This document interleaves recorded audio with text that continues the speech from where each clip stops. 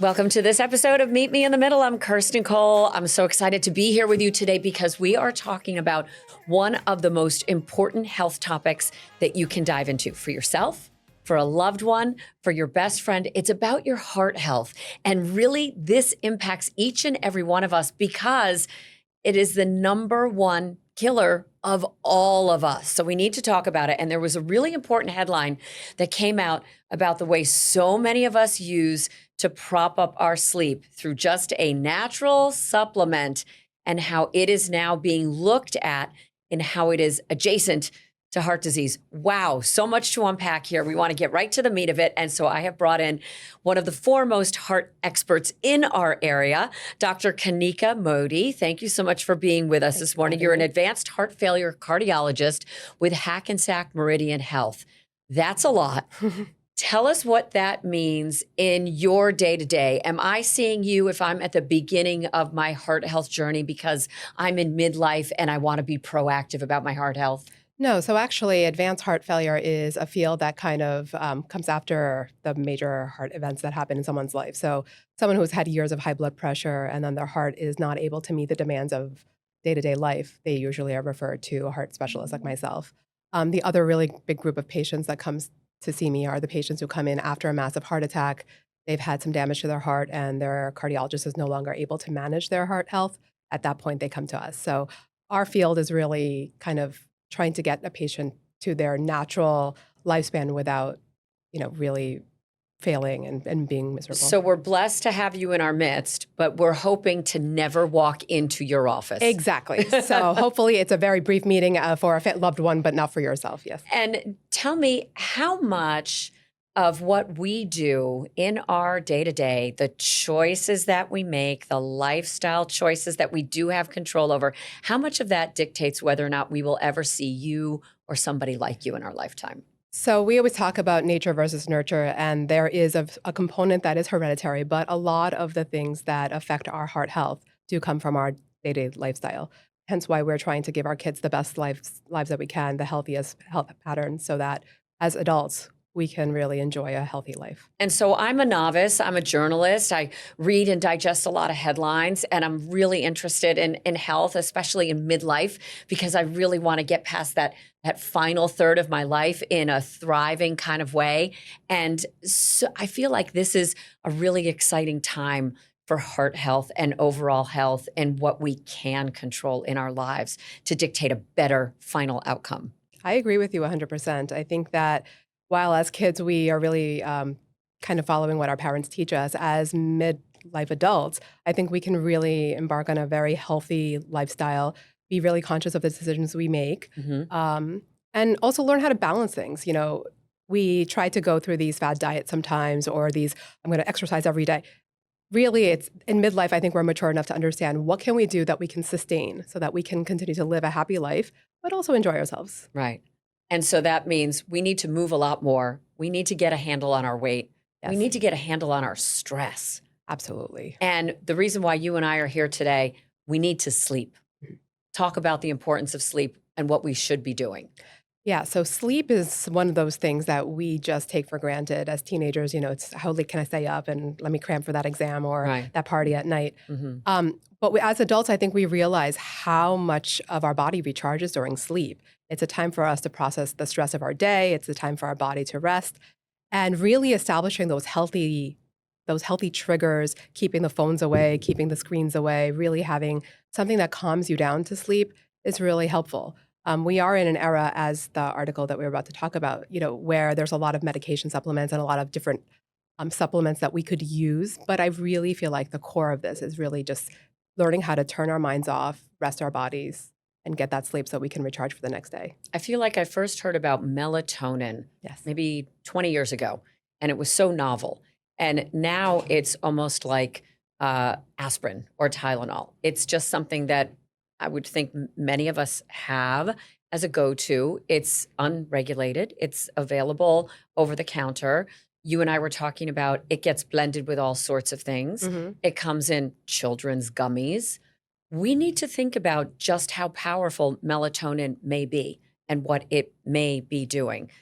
Unpack this study for us. So this study was an interesting one because it was an international study, and we actually learned a lot about the practice patterns in the US versus other countries. Melatonin is actually regulated in other countries. Meaning it's a prescription? It's a prescription drug that a doctor would have to prescribe to a person who needs help with sleep. In the US, it's considered a supplement. It's unregulated. You can get it at the local GNC, you can get it on Amazon, you can get it anywhere. I mean, it was right next to the vitamin D on my bathroom counter. And when I talk to patients about it, before it would be, oh, well, this is just a drug that's going to enhance your natural circadian rhythm. That's it. Right? And that's all it is. It's just a supplement. And there were earlier studies actually showing anti-inflammatory effects, pro-cardiac effects. So why not? Why not? Especially when we are a nation that struggles with sleep disorders. 40% of adults complain of sleep disturbances. 1 in 4 women say they have trouble sleeping. 1 in 5 men say they have trouble sleeping. I mean, this is a national epidemic. Agree, 100%. And the problem with sleep issues is that we all, because it's so common, as you just mentioned, we all think, oh, well, it's nothing that's noteworthy. So if I can get something over the counter, it must be safe. I mean, we always say, oh, take Benadryl. There's, all these different sleep enhancement drugs that are just on the counter. Right. So why mention that as something when actually maybe it could be the precursors of actually a real illness, a real diagnosis? So say that again. What should we be focusing on if we are having trouble sleeping at night? So I really, especially after this study, I've become a lot more in tune with my patients' sleep patterns. So I actually ask them, and that's actually an advanced heart failure question when a patient comes to the office, how are you sleeping at night? And there are different elements of sleep that are important. Is it that I just can't get my mind to shut down? Is it that I can't get myself comfortable? Is it that I wake up in the middle of the night and I don't know why? And it's really important to discuss with your doctor that, the issue you're having with sleep, because maybe it's a behavioral thing and you just need to learn better sleep hygiene, like put your cell phone away, start reading a book, maybe some calming music, or maybe it's the beginnings of an actual health diagnosis that with the right treatment, you can really improve your quality of sleep. Because the top line on this study was really, really shocking. It showed an adjacency, if that's the correct non-technical word, that people who take melatonin are resulting in fatal heart failure. Yeah, that's a really scary statistic. So what they basically correlated was patients who take melatonin have a higher risk of being diagnosed or hospitalized with heart failure and actually dying from heart failure. Now, the heart failure community really is trying to examine this because there wasn't causation. We can't, I mean, especially with it being unregulated in the US, Right. How many of the people that were in the study were on it or not, that weren't even accounted for. But the question is, was this basically showing people who require sleep aids have a higher rate of chronic illness that we need to really understand? And then my question would be, as the follow-up, if I'm having trouble sleeping, does this mean that I am marching down the path towards eventual heart failure? Is this like a real red flag in my life? Yeah, I think that's been one of the biggest scares for a lot of people. I think that discussing your sleep issues with your doctor, having that good GP that you can go to and say, these are, I saw this article, I've been really dependent on melatonin for sleep or any other sleep aid for that matter. Are there any other reversible illnesses that I could be masking? And, just make sure you have that good checkup before you dismiss this as, okay, I just have insomnia. There are so many questions to come, including those from our viewers. We're going to take a short break here, and we're going to come back on the other side and talk about the questions that you have sent in specifically about your heart questions, as we have Dr. Modi here, our cardiologist, our expert, so that she can unpack those answers for us. That's when we come back on the other side of this break. Welcome back to Meet Me in the Middle. I am Kirsten Cole, and with me today is Dr. Kanika Modi from Hackensack Meridian Health Center, our advanced heart failure cardiologist. We are diving into this space about melatonin and heart failure. 1 in 4 women have insomnia. 1 in 5 men have insomnia. It's a huge problem. We get so precious little time with our physicians when we meet with them annually. And this may be one of the things where we just say, I am so busy, got no time for sleep. We need to make time for sleep. Yes.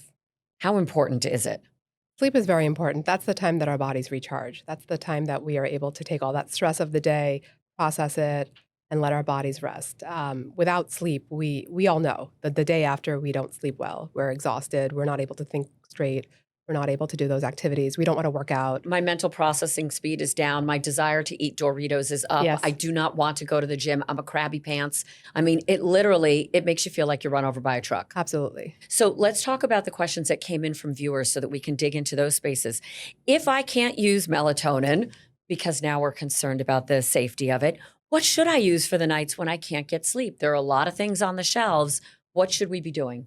So I think that taking a sleep aid very occasionally is okay. What is very occasionally? So, taking something every night to sleep really, especially if you don't have those good sleep hygiene patterns. So, for the first thing that we always tell our patients is make sure that you are able to be in a restful place. You have the right environment, whether it's, as we mentioned before, soft music or just if we need to sort of do the mental Yes. work to set the stage Yes. to get sleep. Absolutely. It may not just come to us. Correct. So some people find that reading a book or something like, the warm milk or, nice cup of Find those routines. Yes. Any of those routines that can really just kind of like what we do with our little kids, Sleep train. Sleep train. And we have to really do that. The biggest thing is those TVs, those screens, getting rid of those, being able to shut your mind down, because it's very hard to shut your mind down once you've been staring at a screen. So just first employing those healthy patterns. After that, if you still are having difficulty sleeping, then that's something where, usually a prescription drug is what would be used.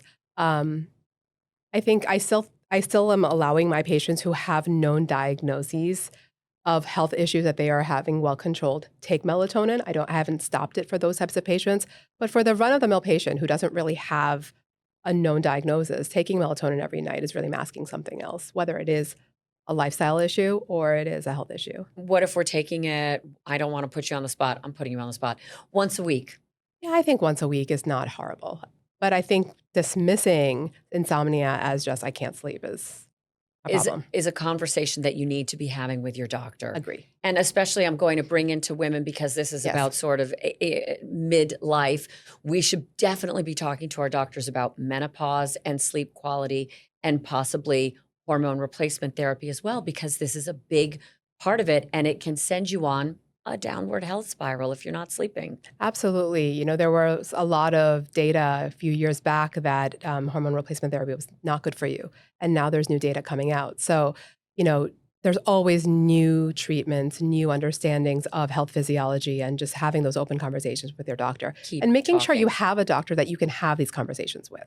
Right. And change if you don't. Yes. Our second question about the husbands. Yes. My husband snores and already has high blood pressure. I'm sure that this is lighting up a couple of red flags for you when I say that. Yes. I'm worried about how these combine with his heart health.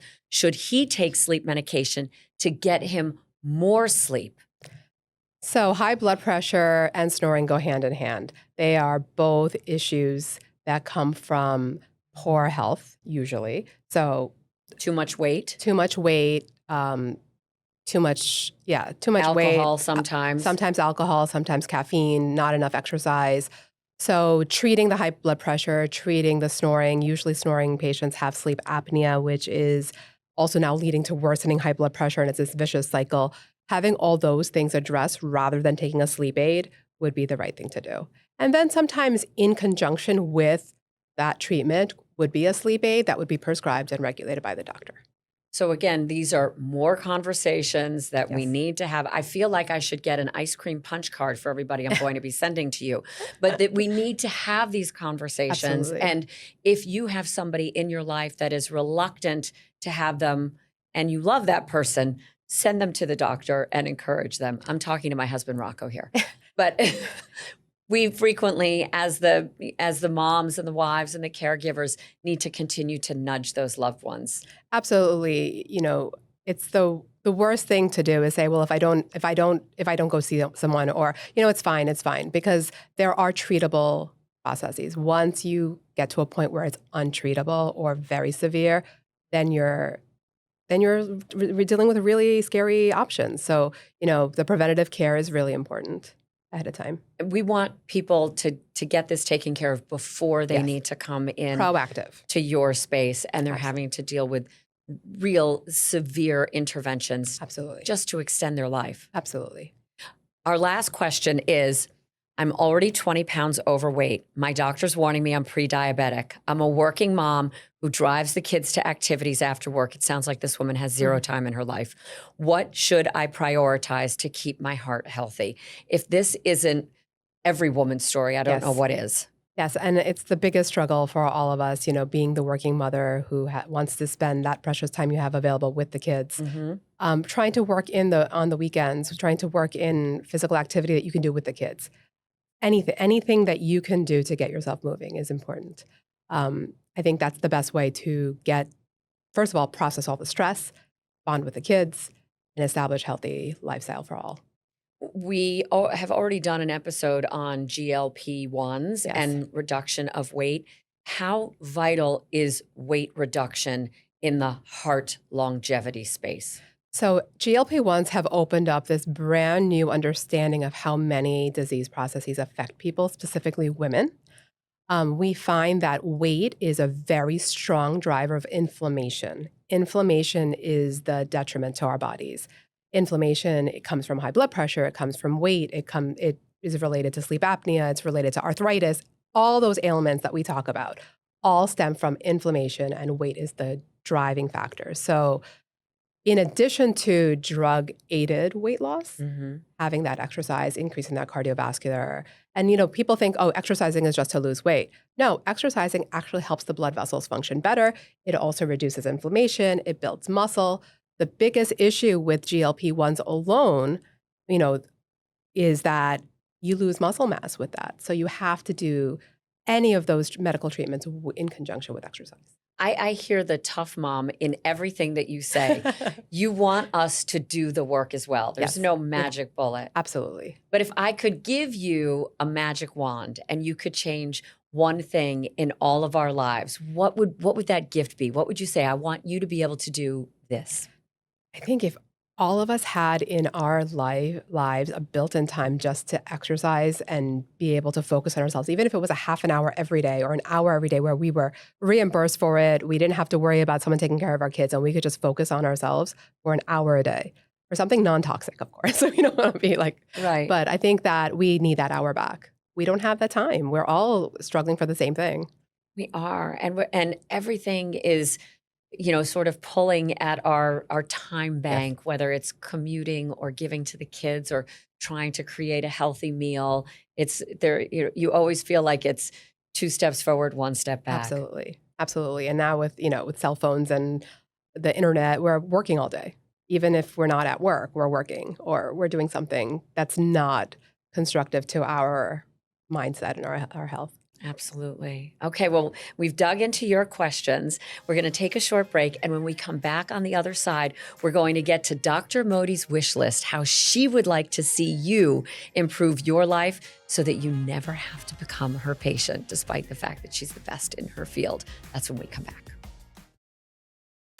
Welcome back to Meet Me in the Middle. I'm Kirsten Cole. With me, Dr. Kanika Modi of Hackensack Meridian Health.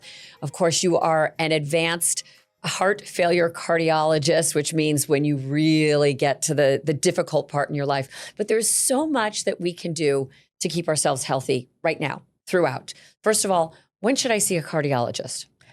So cardiologists are usually someone that you see early in midlife. He or she is somebody that will help screen cardiac risk factors. So it doesn't have to be at the point when you have a major illness.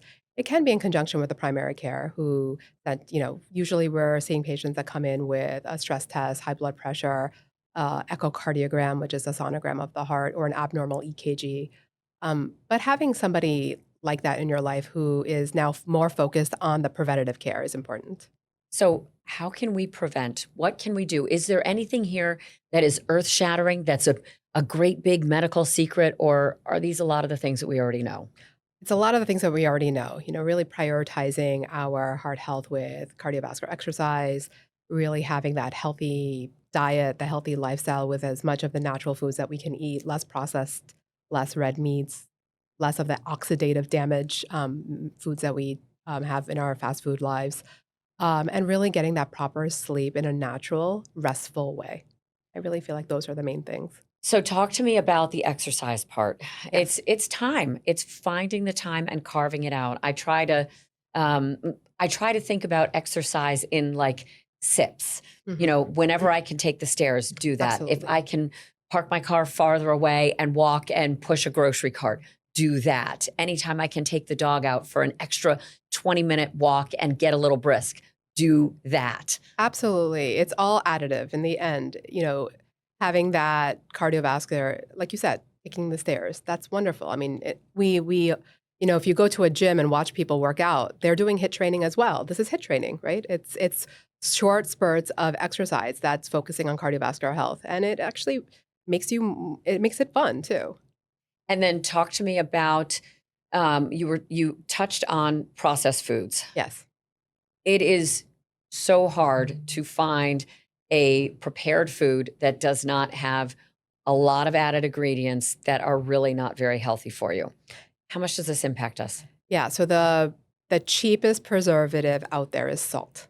Salt is the detriment to all of us. And it's not even adding to the flavor of the food. It's just there to really just protect the food from shelf life or whatever way it's being processed. Mm-hmm. So getting those natural foods, trying to find those, whether it's the mail order vegetable, those ingredient packs, whatever it is, but also being really comfortable reading ingredients and understanding what are the hidden things in the food that you're eating.